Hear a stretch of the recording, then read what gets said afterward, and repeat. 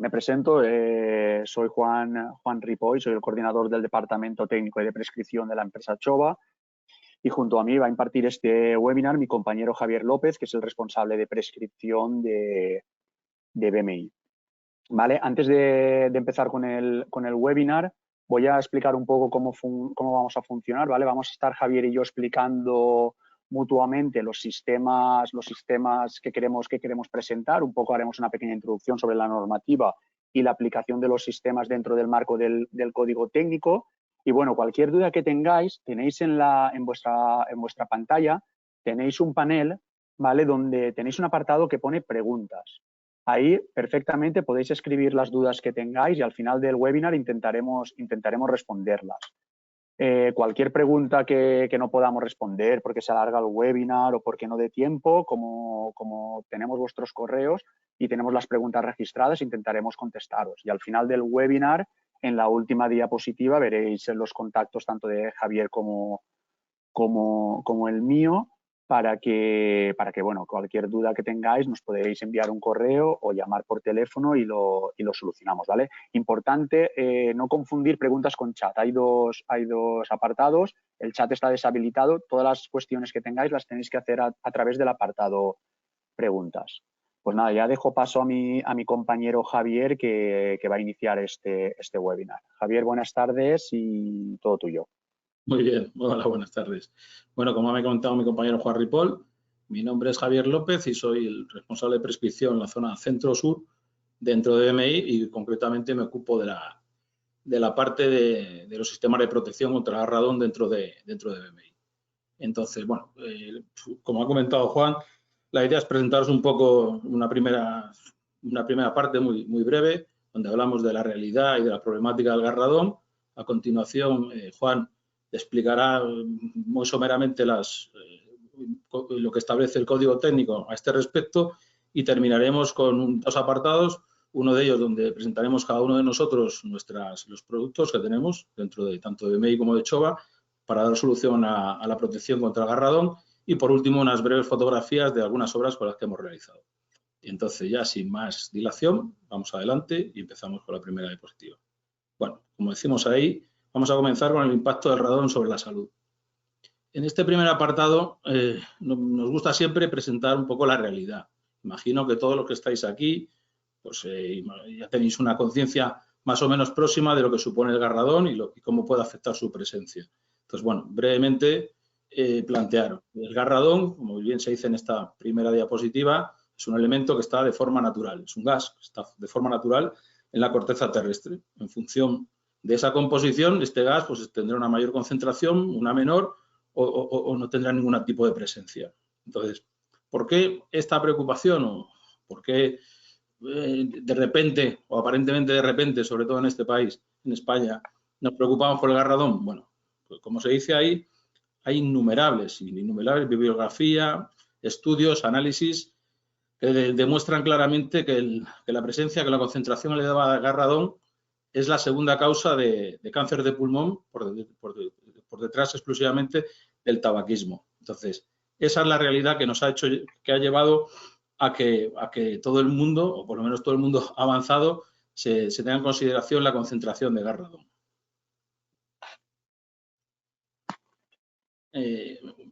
Para situarnos, ¿no?, en la realidad que tenemos en España, me gusta plantear esta comparativa. Como podéis ver ahí, esto es un gráfico emitido por la Organización Mundial de la Salud en el año 2009 y como podéis apreciar, el nivel medio de radón que existe en España pues está, dijéramos, en la parte media alta de la tabla, ¿vale? Es decir, los niveles medios de radón existentes en España son parecidos a los existentes en países como Francia, Irlanda, Noruega, Eslovaquia, Hungría. Países todos ellos con una legislación mucho más desarrollada frente a la protección contra el agarradón. Con lo cual, esto debería hacernos de pensar. Junto a esto, hay un dato importante que es el que ha reflejado en la parte inferior de la diapositiva y es para que todos nos situemos, ¿no? Es decir, los últimos datos proporcionados el año pasado por parte de UGT, se hace una estimación de que las muertes generadas en España a causa del agarradón están por encima de 1.500. Y eso debería hacernos reflexionar a todos, no solo a nosotros, sino a todo tipo de autoridades, promotores y técnicos. Por Eso es. Antes hablábamos de concentración media de radón en España. Me imagino que la gran mayoría de vosotros sois conscientes de que se reparte de forma bastante desigual. Ahí aparece en este famoso plano, que es el famoso plano que aparece en el Código Técnico y que fue elaborado por el Consejo de Seguridad Nuclear, donde se determinan las zonas afectadas por un nivel de radón o una concentración estimada superior a los 300 becquerelios en metro cúbico. Como podéis apreciar ahí, básicamente la zona más afectada es la parte más occidental, fundamentalmente la zona de Galicia, Asturias, Salamanca, toda Extremadura, la parte de Huelva, la zona de Granada y Málaga, la parte de Gerona y los Pirineos. Y también la zona de las dos grandes islas en Tenerife y en Las Palmas de Gran Canaria. ¿Vale? Eso para que nos situemos. Y ya por último, siguiente, eso es. Esta es una noticia que apareció recientemente, a finales del mes pasado, en El País, donde parece ser que por fin, con unos cuantos años de retraso, como bien indica ahí, hace 5 años de retraso llevamos, se va a desarrollar una normativa específica para controlar la concentración de gas radón en las zonas, en los puestos de trabajo. Es importante señalar esto, es decir, hay una directiva europea, la Euratom 59/2013, que expiró, teníamos un plazo para transponerla y expiró en febrero del 2018. Desde ese momento, lo único que se ha hecho ha sido implementar lo que va a presentar ahora mi compañero Juan Ripoll y que aparece en el Código Técnico. Pero estamos a una espera de que se desarrolle todo un nuevo decreto que haga incidencia no solo en las nuevas construcciones y en las rehabilitaciones, que es a lo que está diseñado el Código Técnico, sino en los espacios de trabajo, para ver cómo se deben actuar y qué medidas correctoras se deben de disponer una vez que se realicen las mediciones de concentración de radón en los puestos de trabajo.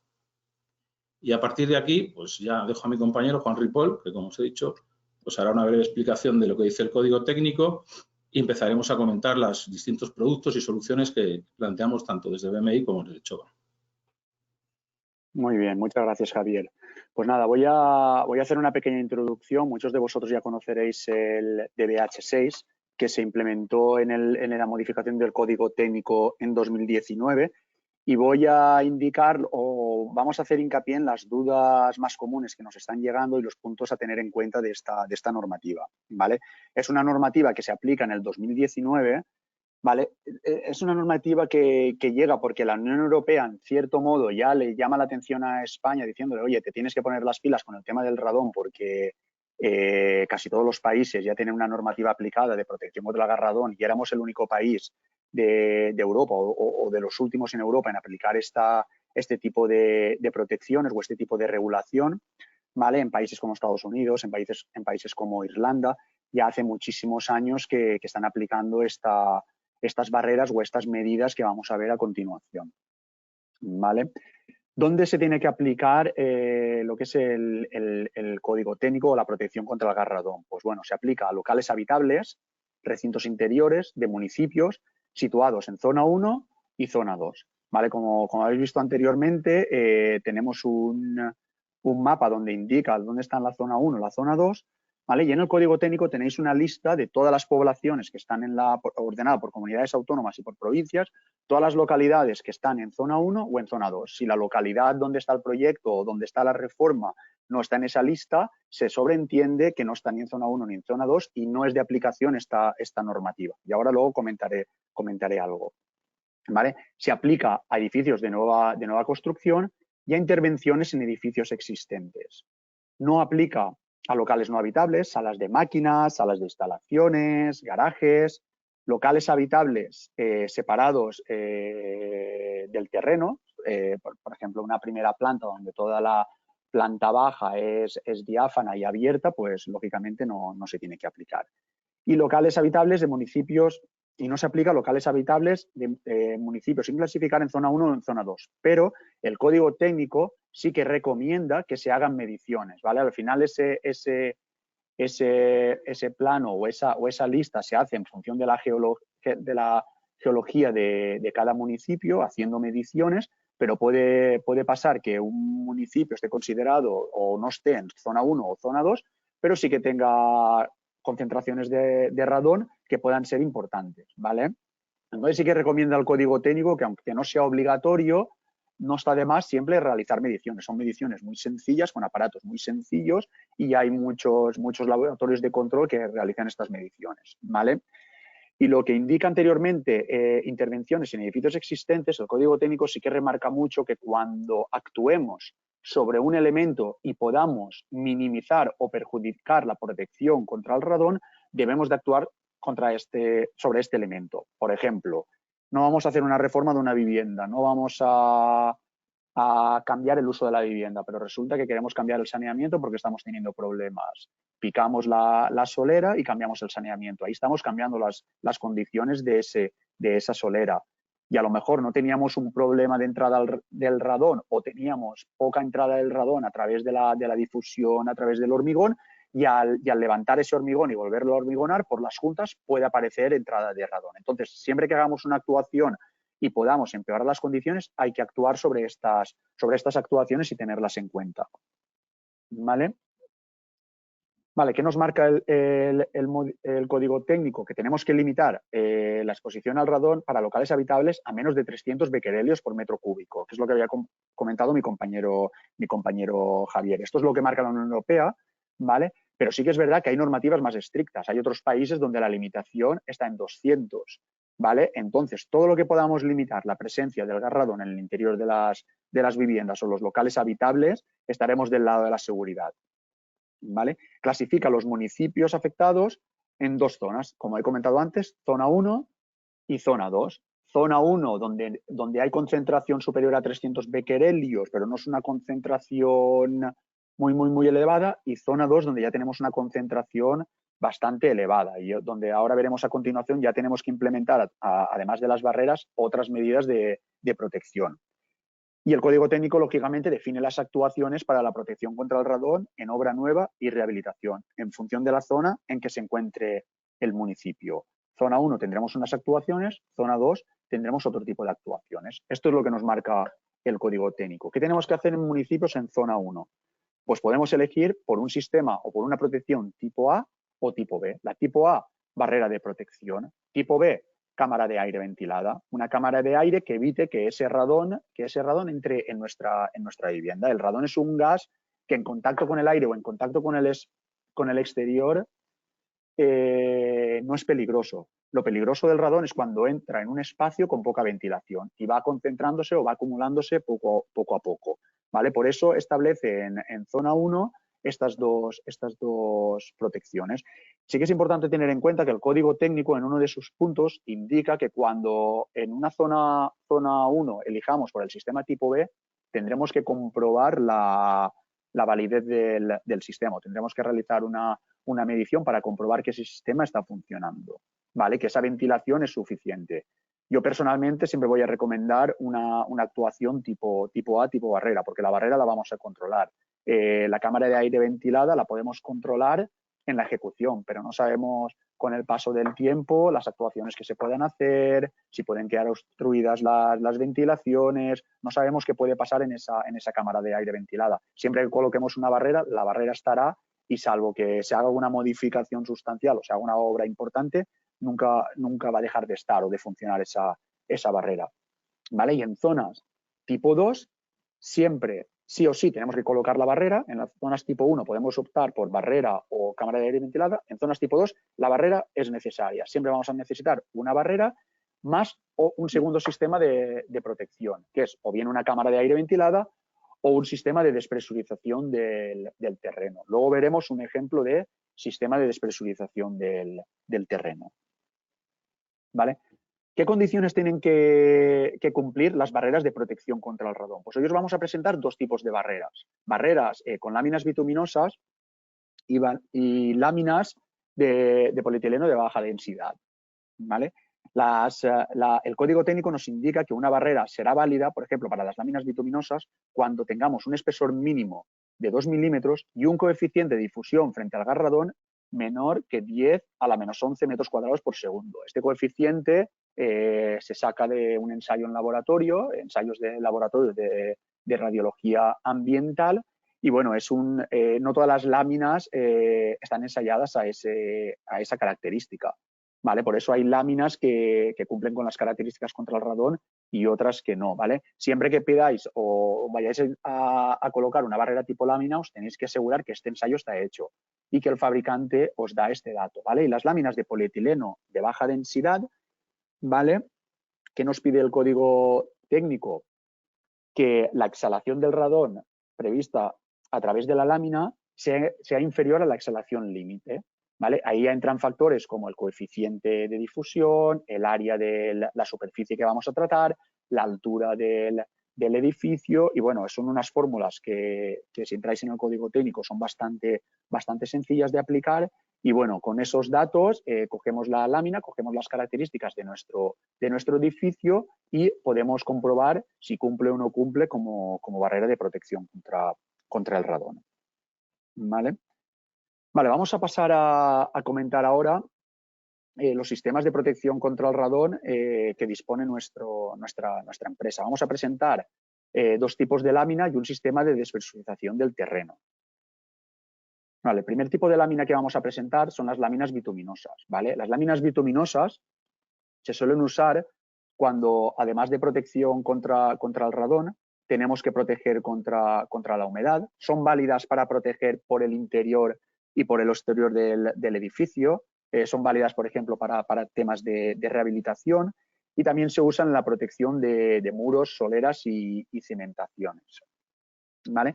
Y las láminas de polietileno de baja densidad, sobre todo, se usan bajo solera de grandes superficies. Por su facilidad de colocación y por las dimensiones que tienen estas láminas, pues la verdad es que resultan muy eficientes para cuando tenemos una superficie muy grande a proteger. Y está sobre todo indicada para edificación industrial, comercial, logística, grandes superficies. Es ahí cuando estas láminas realmente son muy ventajosas, ¿vale? Las láminas tipo bituminosa, ¿vale? En nuestra empresa disponemos de 4 láminas certificadas contra el radón y todas tienen unas características similares. Están formadas por una capa de betún, elastómero o plastómero, 2 films recubriendo ese betún y una armadura interior que le da la resistencia a la lámina, la resistencia al punzonamiento, la resistencia a la tracción. Y en el caso de la Chovaplast Alum BV30, esa armadura interior se sustituye por un film de aluminio, que es lo que le da, además le otorga una resistencia superior al radón, ¿vale? Como podéis ver en los datos, todas estas láminas tienen un espesor mayor de 2 milímetros porque vamos a usar estas láminas con la justificación primera que había comentado del código técnico y un coeficiente de difusión al radón menor de 10 a la menos 12. ¿Vale? Y ahora voy a dejar paso a mi compañero Javier, que os hablará de las láminas de polietileno de baja densidad. Gracias, Juan. Muy bien, pues como continuación a lo que ha comentado Juan, desde BMI llevamos fabricando desde hace ya más de 25 años lo que denominamos la lámina Monarflex RMB 400. Como bien comentaba Juan, esto es una membrana que se lleva instalando sobre todo en el norte de Europa, países del Reino Unido y demás, como os digo, más de 25 años y tiene la particularidad de que lógicamente no cumple con uno de los requisitos que plantean en uno de los apartados del código técnico. Y es que esta lámina presenta un espesor de 0,4 milímetros.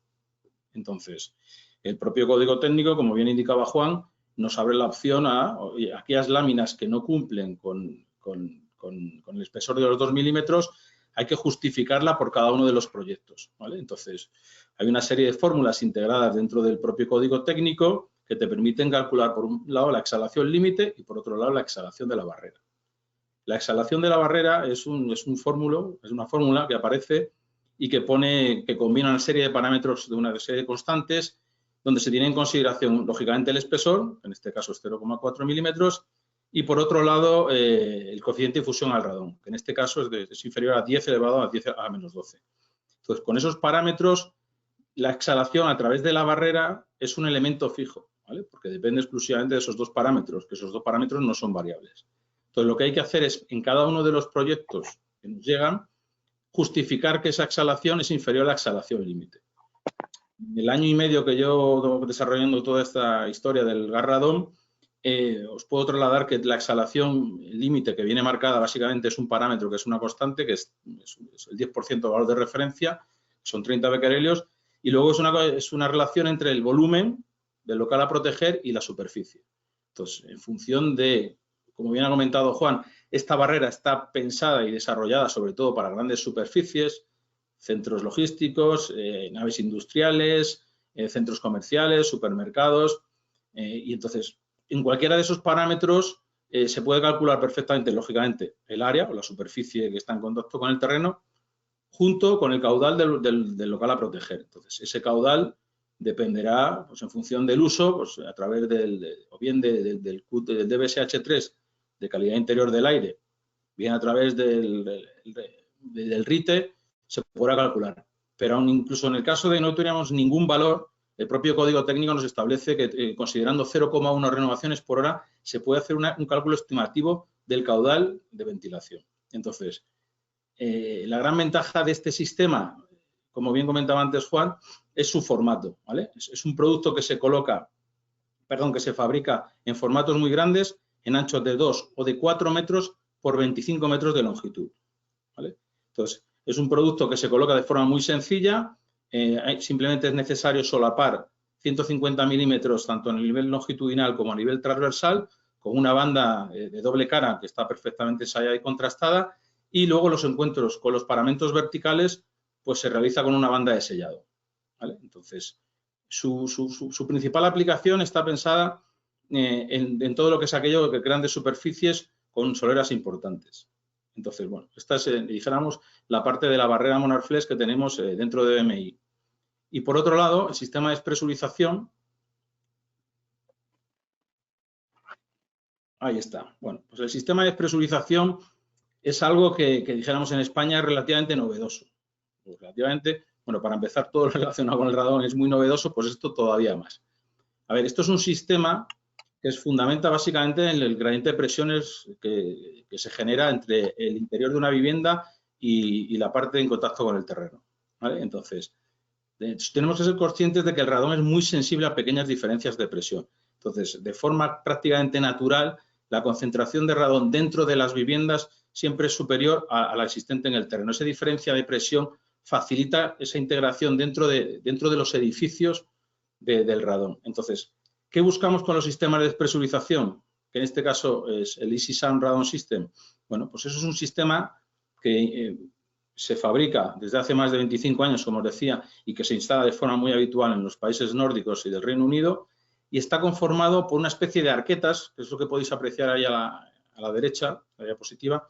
Son unas arquetas de plástico de aproximadamente medio metro por medio metro y unos 12 centímetros y medio de altura, que están huecas por debajo, ¿vale? Como aparece en el esquema de la izquierda. La idea de estos elementos es conformar una especie de arquetas que recojan el gas radón y que se conduzcan hasta los elementos exteriores, ¿vale? Entonces, el sistema básicamente está compuesto por 3 elementos. El Easy Sound, que es esa arqueta, los Cap Link, que son los elementos exteriores, y luego tuberías de PVC de 110 de diámetro, que conforman parte del sistema, pero que no está comercializado por nosotros, sino que es una tubería estándar de 110 milímetros de diámetro de las denominadas de saneamiento de color teja, ¿vale? Entonces, estos elementos tienen unos criterios de disposición, es decir, no se colocan todos en un sistema mallazo con un único sistema, no. Este sistema está desarrollado, como aparece ahí, en un documento que podemos entender como lo que se llama en España un DIT, que es un Irish Agreement Board, donde aparece específicamente desarrollado cómo se deben integrar estos sistemas de despresurización. Lógicamente, en primero, estos sistemas de despresurización tienen que estar por debajo de la barrera de protección contra gas radón, ¿vale? Lo ideal es que esté dispuesto en una capa granular, en la medida que se pueda, con menos finos, para generar una capa de drenaje del gas que favorezca que se dirija a esas arquetas que llamamos Easy Sound. Entonces, esas arquetas se colocan en línea, hasta un máximo de 3 unidades. Es decir, cada 3 unidades de arqueta o de Easy Sound se tienen que conectar con una rama exterior, ¿vale? Entonces, como aparece en el esquema inferior de abajo. Entonces, una vez que tenemos una superficie, lo habitual es que contactéis con nosotros y nosotros hagamos una propuesta de disposición de estos elementos. A ver, este elemento de despresurización, en mi experiencia de este último año y medio, es mucho más operativo y mucho más barato que cualquier planteamiento de cámara ventilada tipo cavities y demás. Entonces, yo lo que aquí os animo es a que una vez que si tenéis proyectos o reformas en edificios que se sitúan en nivel 2, donde sí o sí hay que colocar una barrera, que de verdad consideréis estos tipos de elementos. Anticiparos que en estos momentos estamos trabajando conjuntamente Chova y BMI en desarrollar un DIT español, ¿vale?, que recoja todas estas soluciones, entre las que incluiremos lógicamente este sistema de despresurización, ¿vale? Y ya sin más, pues pasar a comentaros un poco algunas obras de referencia que tenemos. Entonces, bueno, el primero, esto que veis ahí es una obra que se ejecutó a principios de este año. Ha sido la primera vez que se ha colocado en España un sistema, al menos que yo sea consciente, un sistema de despresurización, desde luego con nuestro sistema ISISAM, y esto corresponde a un sistema a un supermercado BM en la Sierra de Madrid, concretamente en Galapagar. Ahí, como os comentaba, se suministraron estos elementos ISISAM, que se conectan en línea sobre un relleno granular y luego se conectan hacia el exterior, ¿vale?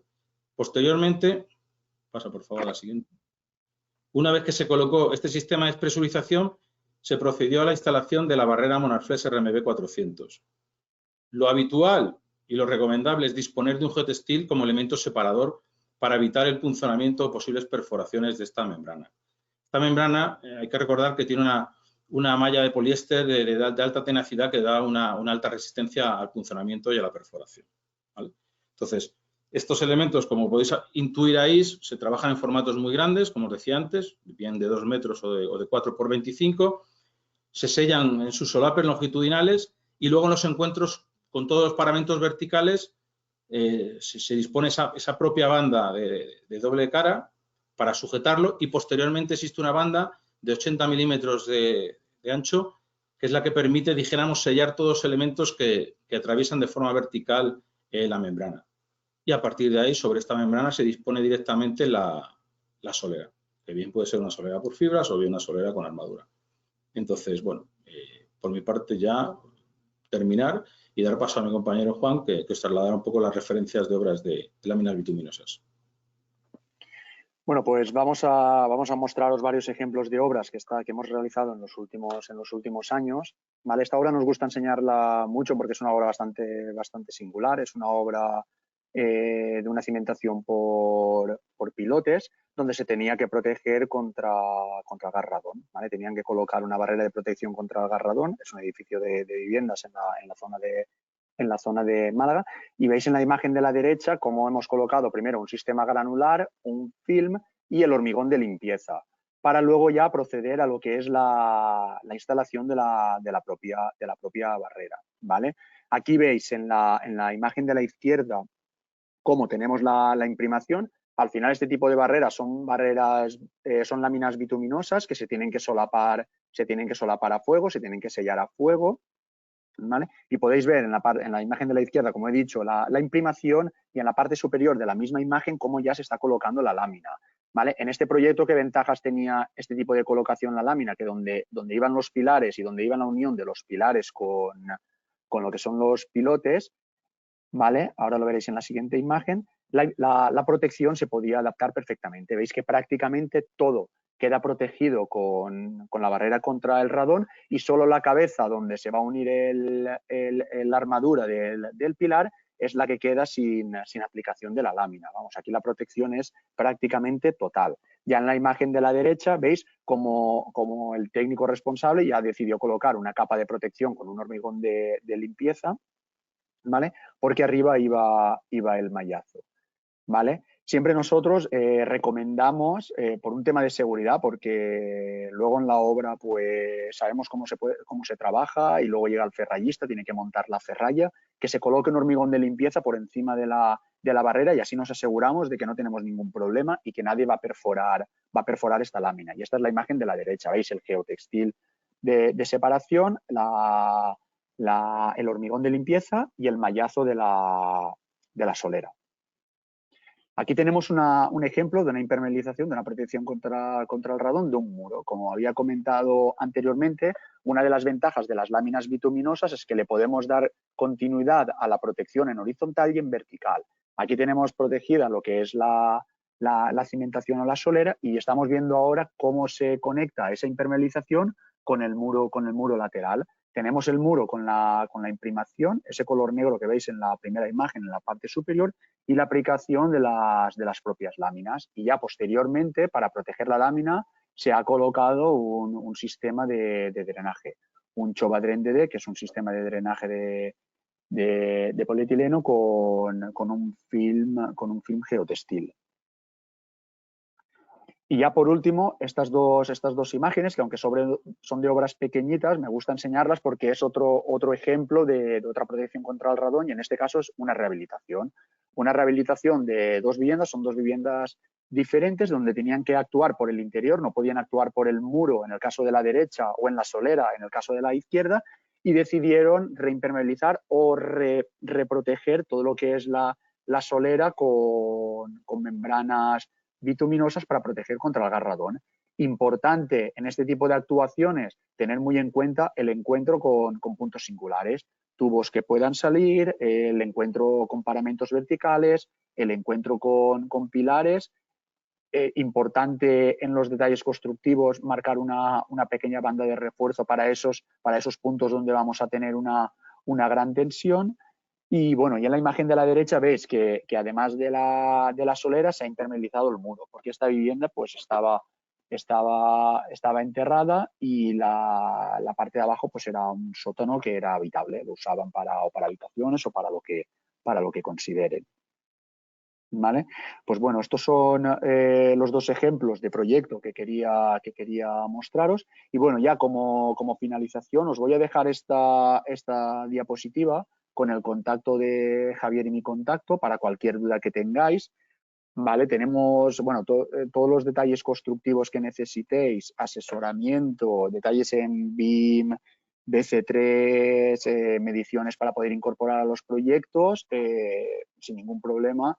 Os los podemos facilitar, y por eso voy a dejar esta diapositiva mientras leo las preguntas. Vale, una de las preguntas no es una pregunta sobre el radón, es una pregunta más general. ¿Pondréis a disposición la grabación de la jornada? Gracias.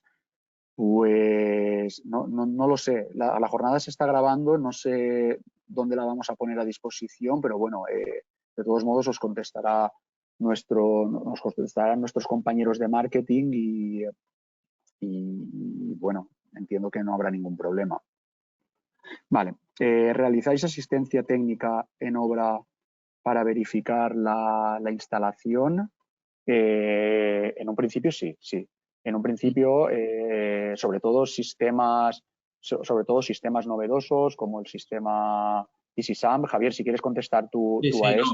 No, es lo que comenta Juan. O sea, todo lo que sean sistemas... A ver, nosotros trabajamos a través de instaladores homologados, ¿vale? Entonces, lógicamente esto es un tema relativamente novedoso, entonces siempre que se nos reclama o por parte de la propiedad, de la ingeniería de turno o de nuestros propios instaladores, no tenemos ningún problema en asistir en obra. Y sobre todo, como bien comenta Juan, sobre todo los sistemas de despresurización, que es algo más novedoso, no tenemos ningún problema en asistencia tanto en obra como a nivel de proyecto. Vale, en el caso de aplicación por el interior, como en los últimos casos de viviendas de ejemplo, que eran rehabilitación, ¿cómo se sella el lateral en la vuelta por los cerramientos? No entiendo muy bien, no sé, Javier, si tú puedes entender esta pregunta, no entiendo muy bien. Lo que es el encuentro de, ¿sabes?, paramento horizontal con vertical. Entiendo que se trata como si fuera una impermeabilización estándar. Sí. Sí, a ver, yo lo que comentaba es que el encuentro del paramento vertical con el horizontal, colocamos una primera banda de refuerzo, tenemos la impermeabilización horizontal que muere sobre esa primera banda de refuerzo y la impermeabilización o la protección vertical que solapa sobre la horizontal, y siempre por detrás tendrá esa banda de refuerzo pues para este tema de dilataciones o este tema de movimientos diferenciales de los diferentes elementos de la estructura, pues esa banda de refuerzo los pueda resistir. Si tengo garaje debajo de las viviendas, ¿es necesaria esta protección? Javier, si quieres contestar. A ver, el tema del garaje es un poco lo que comentaba Juan al principio. Tú el garaje lo puedes considerar como una cámara ventilada. Lo que sucede es que tienes que justificarlo. Es decir, nuestra opinión, siempre la misma, es decir, la disposición de una barrera supone una garantía, es un elemento físico, es algo que tú has implementado de forma normal, natural, que para el coste de un proyecto completo es relativamente pequeño, siempre y cuando esté previsto desde el momento inicial. Entonces, nosotros, desde ese punto de vista, recomendamos la barrera. ¿Que puedas considerar un elemento? Bueno, es un tema que tienes que justificar a posteriori, es decir, seguramente cumplirá con los requisitos de ventilación, pero es un tema que tienes que justificar y luego comprobar posteriormente. Y la comprobación no se trata de colocar unos alimentos durante 2 días o 3, se trata de hacer mediciones continuas durante 2 meses. Y el problema que puedes encontrar, a ver, que siendo realistas, en un garaje es difícil que no cumplas por todo el tema de ventilación, si tienes ventilación forzada. Estoy pensando en garajes comunitarios. ¿Vale? Estoy pensando en garajes comunitarios. Si es un garaje particular, mi recomendación es que para el coste que te supone es absolutamente ridículo. Vete a una solución de barrera y no vas a tener ningún tipo de problema. Claro. Hola, en vivienda unifamiliar con sótano, ¿es obligatorio dar continuidad a la lámina debajo de la solera con la del muro por debajo de la cimentación? ¿O puede ser discontinua por las zapatas? Es decir, ¿hay que envolver siempre la cimentación para cumplir con el código técnico? Vamos a ver, el código técnico realmente no se mete tan en profundidad con estos detalles. ¿Vale? El código técnico lo que sí que te indica es que tienen que tener las barreras de protección contra el radón, tienen que tener continuidad.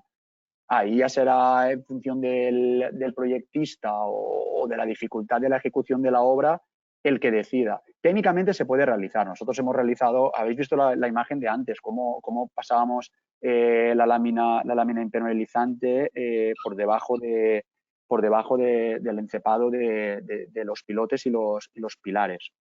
¿Vale? Técnicamente se puede realizar. ¿Vale? También se puede unir directamente a lo que es el muro por la parte interior del muro y proteger el muro por la parte exterior. A ver, no le estamos dando continuidad, pero sí que estamos dificultando mucho la entrada del radón, porque ya por la parte horizontal, la parte estrecha de la solera no puede entrar, por la parte del muro tampoco, tendría que atravesar toda la cimentación hasta llegar a atravesar la cimentación por el muro para entrar dentro de la vivienda. A ver, el código técnico indica que hay que colocar barreras y hay que minimizar en cualquier caso las discontinuidades y la entrada del gas, ¿vale? Pero tenéis que entender que esto no es un gas a presión que entra, ¿vale? Colocando cualquier barrera ya vamos a mejorar mucho las condiciones de no colocarla. Y todo lo que podamos evitar a la hora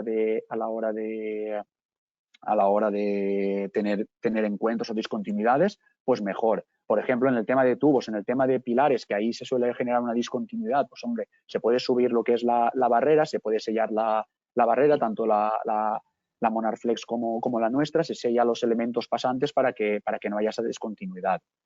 ¿Vale? Luego sí que es verdad que en el código técnico hay un apartado que se centra más en la rehabilitación y la rehabilitación, lógicamente, el código técnico va de menos a más. Dice, oye, si no puedes hacer nada, intenta que no haya discontinuidad, intenta sellar todo lo que esté en mal estado, todo lo que esté las grietas, las fisuras. Si podemos, hay que colocar una barrera. Si además de una barrera podemos colocar un sistema de despresurización, pues oye, hay que colocarlo, ¿vale? Siempre, al final, en este sentido, en este tema es un poco de sentido común, intentar que todo lo que impidamos que el radón entre dentro de lo que es el espacio habitable, conseguiremos que la concentración de gas sea menor. Vale, en una losa de cimentación convencional con losa tendríamos la capa de hormigón de limpieza, luego la protección frente al radón y luego digamos que hay que meter otra capa de hormigón de limpieza o de protección para montar la ferralla de la losa. Vamos a ver, el código técnico no te obliga a todo esto. El código técnico sí que indica en uno de sus apartados que cuando la barrera se coloque directamente sobre el terreno se deberá proteger mediante un hormigón de limpieza, ¿vale? Pero eso tiene sus matices, porque el terreno que es el terreno natural, yo te digo que una arena compactada, un árido fino va a tener menos rugosidad o menos posibilidad de perforación que un hormigón de limpieza, que sabemos que tiene pequeña grava. Entonces, ahí es un poco lo que el proyectista considere que quiere llegar al lado de la seguridad. Nosotros hemos prescrito soluciones donde va una capa de zahorras, un geotextil, y directamente colocamos la lámina. Habéis visto antes el ejemplo de mi compañero donde tiene la grava, una protección con un geotextil y la lámina. Y luego ya en la parte superior ya depende un poco del tipo de obra. Por mi experiencia, obras muy grandes donde entran muchos oficios, se suele tener muy poco cuidado con el oficio anterior. El tío que va a montar el mallazo de la estructura, si anda sobre un geotextil, él se va a preocupar de cumplir con su mallazo y que esté bien. Y muchas veces no van a tener cuidado de lo que hay debajo. Eso lo digo tanto a nivel de protección contra el radón como a nivel de protección en cubiertas, que muchas veces pasa. Siempre que podamos dar una protección a lo que es la barrera, nosotros lo vamos a recomendar. Luego ya es un poco el criterio del proyectista. Se duplica la capa, sí, David, se duplica la capa de hormigón de limpieza. Sí, si le quieres dar una protección por encima, pues lógicamente después de la barrera le vuelves a meter hormigón de limpieza por encima de la lámina. Como te he comentado, puedes colocar una protección con geotextil y directamente ya encima colocar la solera. Ahí ya es un poco la protección que le quieras dar para los oficios que vienen a posteriori. Javier, esta es para ti. Los tubos de 110 entre las arquetas están microperforados para captar también el garradón a lo largo de su recorrido. Tenemos que entender como si fuera una arqueta de saneamiento. Es decir, las arquetas son las que recogen el agua en este caso, perdón, el garradón, que están, ahí no se aprecia mucho en la fotografía, pero están huecas por debajo y la tubería no es una tubería ranurada, es una tubería de PVC de 110 de saneamiento estándar, ciega. Es decir, la idea es que esas redes, que esas arquetas funcionen como red de saneamiento y que a través del tubo no se diluya por el relleno granular, sino que vaya directamente hacia el exterior. Y eso se genera fácilmente cuando tú conectas esa arqueta con el exterior. Por esa ligera diferencia de presión que el garrafón es muy sensible y enseguida sale al exterior y se diluye. Entonces, no. Es un PVC 110 estándar para el tipo que se suele llamar habitualmente de teja. Contestando un poco a la pregunta que había comentado antes, creo que era David, el tema del hormigón de protección sobre la lámina impermeabilizante. Por ejemplo, nosotros tenemos una lámina que se llama la lámina Politaver Parking, que está certificada contra el garradón y ya lleva una protección encima. Es una lámina que se usa para este tipo de situaciones donde no sabemos muy bien qué va a pasar encima y queremos dotarle de una protección. Al final tiene un geotextil incorporado, aparte del geotextil interior que le da la resistencia mecánica a la lámina, tiene un geotextil incorporado en la parte superior que protege a la lámina en el caso de que a alguien le caiga una herramienta o a alguien le caiga cualquier aparato, ¿vale? En resumen, David, hay varias posibilidades. En cualquier caso, cualquier proyecto o cualquier duda que tengas de un proyecto específico, nos lo comentas y vemos cuál es la mejor opción, ¿vale? Si yo ya tengo un forjado sanitario porque ayuda a cumplir el HE, ¿dónde pongo la lámina? Sobre el sanitario, porque veo raro colocarla sobre un terreno si no tengo solera ni losa de cimentación. Sí, el forjado sanitario actuaría como ha mostrado Javier anteriormente, como la parte de despresurización del terreno. El forjado sanitario ventilaría lo que es la parte inferior, la concentración de radón sería mucho menor y el poco gas o el gas que pueda ascender se encontraría con la barrera. La solución sería colocar el forjado sanitario, colocar la impermeabilización de la barrera, dándole continuidad sobre todo en los elementos de fachada, ¿vale? Si podemos elevar un poco la impermeabilización por la cámara interior de la fachada para dificultar la entrada de gas, mejor, y luego ya podemos colocar o bien el aislamiento y luego el hormigón, el mortero de nivelación o directamente el mortero de nivelación ya en función de cómo vaya el proyecto. Perdón, por puntualizar. O sea, puede ser sorprendente en el mercado a lo mejor residencial, pero tú hazte la idea que un centro comercial, un parque comercial de medianas de 15, 20 mil metros cuadrados, es bastante implanteable el colocar una capa de mortero previa a la ejecución de la solera. De hecho, la solera, como bien comentaba antes Juan Ripoll, los niveles de exigencia de ese tipo de zahorra, en ese tipo de soluciones, ¿vale? Eso son absolutamente críticas. Es decir, tanto el nivel de zahorra de compactación y de nivelación de la zahorra es absolutamente crítico, porque posteriormente el tipo de solares que se implementan son absolutamente críticas también por el peso. Entonces, en grandes superficies, que es un poco el paradigma de cuando una lámina bituminosa, cuando una lámina sintética, o lámina de polietileno de baja densidad, normalmente se discriminan ese sector, ¿no? O sea, sectores de grandes superficies, centros comerciales, naves logísticas, recintos industriales, una fábrica, pues es difícil que la gente se plantee el colocar dos capas de mortero. Eso está mucho más dirigido al mercado residencial. Vale, Javier, ¿la extracción de instalación de la despresurización es natural o mecánica? Es natural. El sistema, no es que lo diga yo, es que mis compañeros irlandeses lo llevan instalando 20 años. Su experiencia es que en ningún caso han requerido al sistema de extracción mecánica a posteriori. Lo bueno del sistema es que imaginémonos que justo hemos ido a hacer un edificio nuevo en una zona con unas concentraciones de radón de 1000 becquerel metro cúbico, ¿no? Y que con la barrera y con el sistema de despresurización natural somos incapaces de evacuar toda la concentración de radón. Pues se podría implementar sistemas mecánicos a posteriori. La realidad es que el sistema está pensado y desarrollado, y la experiencia que me trasladan en otros sitios, que insisto, llevan más de 20 años trabajando con ellos, es que no necesitan ningún sistema de extracción mecánica. ¿Comercializáis estos equipos de extracción mecánica o natural, Javier? No. Vale, Javier, ¿cómo aplica el código técnico para edificios industriales o logísticos? Ese es un interesante debate. Eso es de La realidad actual es que la gente, o yo al menos me he encontrado con proyectos donde se le está dando 1000 vueltas para evitar la disposición de cualquier tipo de barrera, porque lógicamente eso tiene un coste económico. Es así de sencillo. ¿Cómo es? La clave es lo que consideramos espacio habitable o no consideramos espacio habitable. Y confiamos en que con el desarrollo de esta nueva norma, ¿no?, de lo que se denomina, ¿no?, que en teoría van a desarrollar el gobierno de forma más o menos rápida, esto quede clarificado. Para que os hagáis una idea, fuera de España, en el resto de países está muy claramente identificado que es un espacio habitable, que no lo es, en función del número de horas, en función de determinados parámetros, está perfectamente acotado que es un espacio habitable o no. Yo, desde el punto de vista, ya no del punto de vista técnico, ¿no?, de cumplimiento de código técnico, que es un espacio habitable o no, que puede haber más o menos discusión, pero imaginémonos un almacén logístico de 10.000 metros cuadrados donde hay 4 personas operando, ¿vale? Pero 4 personas que están 8 o 12 horas allí trabajando de forma permanente. ¿Es un espacio habitable? Bueno, pues yo creo que para esas 4 personas, que seguramente estén más tiempo ahí que en su casa, para mí es un espacio habitable.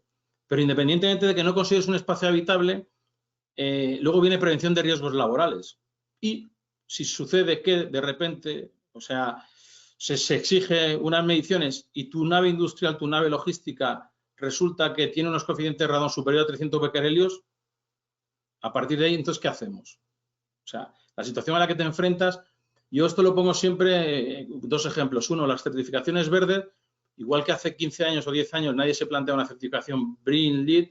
Yo creo que los activos inmobiliarios o industriales con protección contra el radón tendrán un valor añadido, que en este momento, como es muy reciente, no se tiene en consideración, pero creo que sí, que en un futuro más pronto que tarde llegará. Y luego el problema que ha sucedido, por ejemplo, con el amianto, ¿no? O sea, la disposición de amianto pues se ha establecido ahí y, bueno, mientras no pasa nada, pues como digo yo, no pasa nada. Pero que seamos conscientes que, por ejemplo, ya ha habido casos, hay de un caso real que ha sido muy llamativo de un trabajador que se ha visto afectado y ha demandado a la Seguridad Social en Galicia porque ha presentado determinados problemas pulmonares y le han dado la razón. Entonces, yo eso lo pongo siempre a la hora de decidir. ¿Que es un espacio habitable o no? Bueno, podemos entrar en disquisiciones sobre lo que se considera o no. Mi opinión fundamental en esos 2 parámetros es que, primero, creo que es un activo para el inmobiliario, del edificio, y luego, segundo, que creo que nadie, ningún técnico, ninguna propiedad, estar dispuesto a jugarse a que dentro de 6 años o 7 o 8 tenga una demanda por presencia de radón elevado, sobre todo porque actuar a posteriori es muy complejo en este tipo de edificaciones. ¿Qué sucede, Javier? Javier, ¿qué sucede si se taponan las arquetas? Eso sucede si se taponan las arquetas. Pues, a ver, en teoría no se debe suponer, no se debe taponar. ¿Me explico? O sea, porque, a ver, cuando digo que se taponen se refiere al nivel de agua, que suba el nivel de agua, ¿no? Que un nivel freático elevado, o sea, y pueda subir en cierta, o sea, no pasa nada, es un elemento plástico inerte con una vida útil estimada que es la vida del edificio. No sé, no debería por qué colmatarse, ¿no? No, ya hemos visto anteriormente que las arquetas se colocaban en un entorno de un material granular para eso, claro, para que no es difícil que eso se colmate. Difícil que... Pues muy bien, pues Javier, pues creo que no hay más preguntas, ¿vale?